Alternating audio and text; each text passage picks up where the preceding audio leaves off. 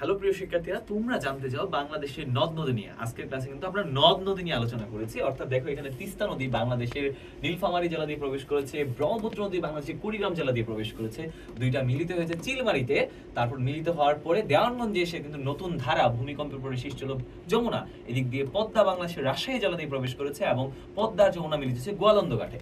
এদিক দিয়ে আমরা দেখবো যে আমরা বরাক নদী দুই ভাগ ভাগ হয়ে সুরমা এবং কুশিয়ারা নামে পরিচিত এবং দুইটা মিলিত হয়েছে আজমেরীগঞ্জে, এবং এখানে কালনী নাম ধারণ করে কিছুদিন পরে বা কিছুক্ষণ পরে মেঘনা নাম ধারণ করে। এদিকে পুরাতন ব্রহ্মপুত্র আর মেঘনা মিলিত হয়েছে ভৈরব বাজার থেকে মেঘনা নদী সামনের দিকে এগোতে এগোতে পদ্মা নদীর সঙ্গে চাঁদপুর ঘাটে এসে মিলিত হয়েছে এবং এটা বঙ্গোপসাগরে পড়েছে।